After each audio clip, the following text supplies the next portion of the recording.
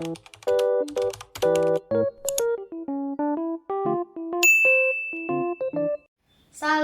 salam kemenangan. Saya Dewi Abraham menyapa saudara semua. Hari ini posisi saya ada di Joglo Resort, Trawas, Mojokerto, Jawa Timur. Hari ini kan saya firman Tuhan yang diambil dari Yesaya 40 ayat 31. Demikian firman Tuhan. Tetapi orang-orang yang menanti-nantikan Tuhan mendapat kekuatan baru. Mereka seumpama Raja Wali yang naik terbang dengan kekuatan sayapnya. Mereka berlari dan tidak menjadi lesu. Mereka berjalan dan tidak menjadi lelah. Judul firman Tuhan hari ini adalah menantikan Tuhan. Menantikan Tuhan artinya menantikan jawaban doa-doa kita, menantikan pertolongan Tuhan, menantikan mujizat Tuhan agar terjadi dalam hidup kita. Arti menantikan Tuhan di sini adalah ka'afah.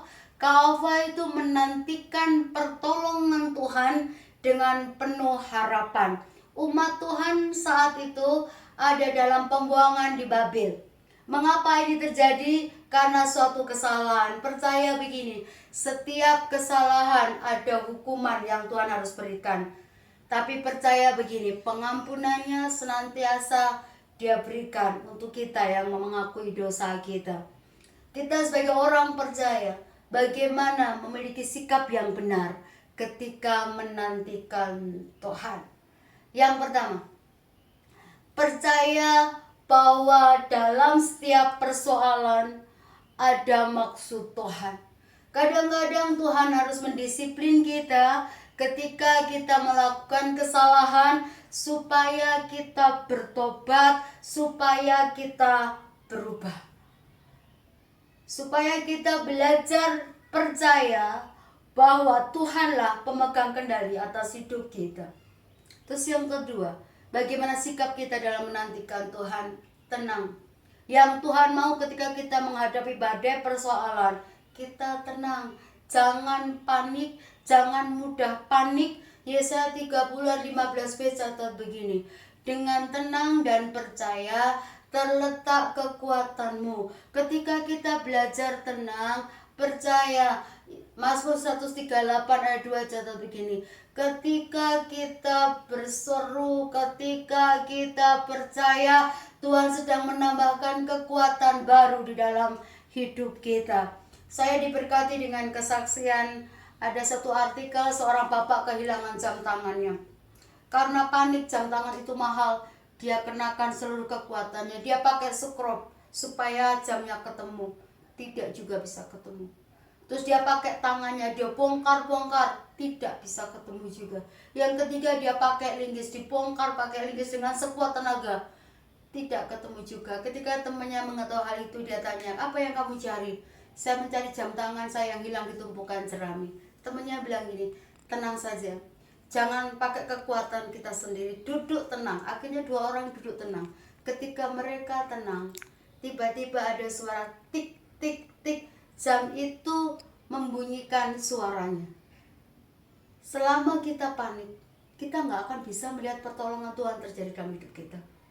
Terus yang ketiga, bagaimana sebagai orang percaya kita dalam menantikan Tuhan? Ini penentunya, berserah kepada Tuhan. Berapa banyak selama kita masih pegang erat-erat persoalan kita masih pakai kekuatan sendiri, kita akan letih, kita akan lemah, kita akan lelah. Tapi ketika kita belajar berserah kepada Tuhan, Mazmur 37 ayat 5 catat begini, ketika kita berserah, Tuhan yang bertindak.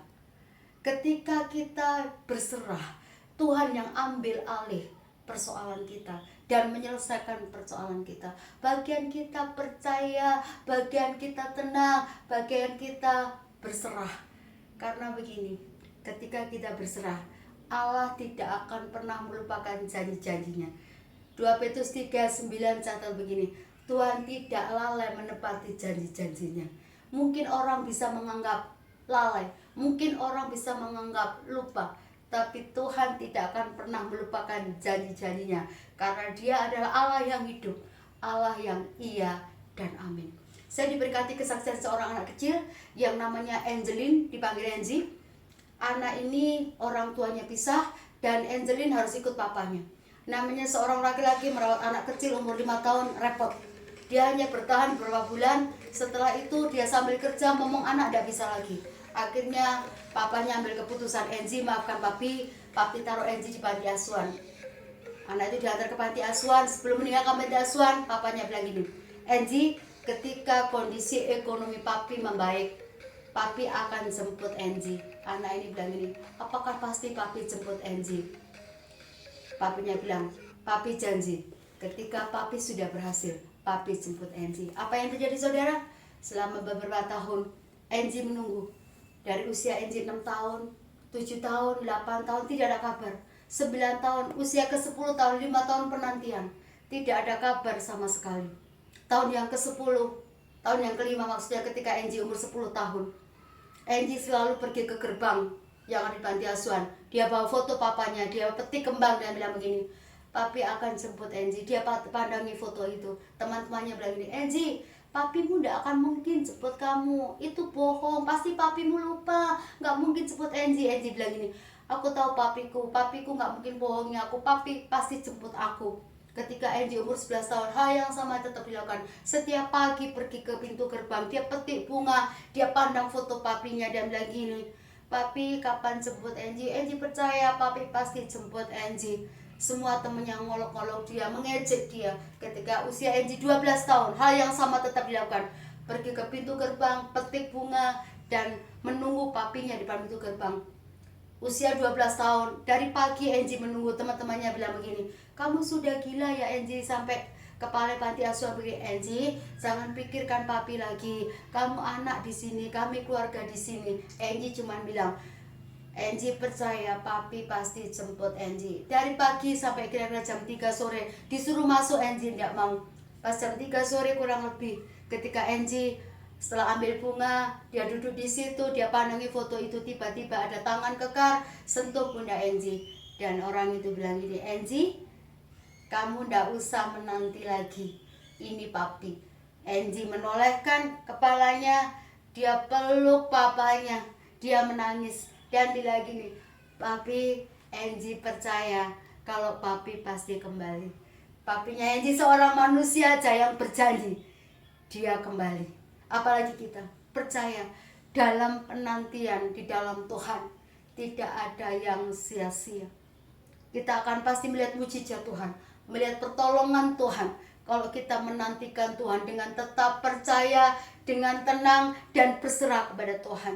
Tuhan Yesus memberkati, tetap kuat dalam penantian. Salam.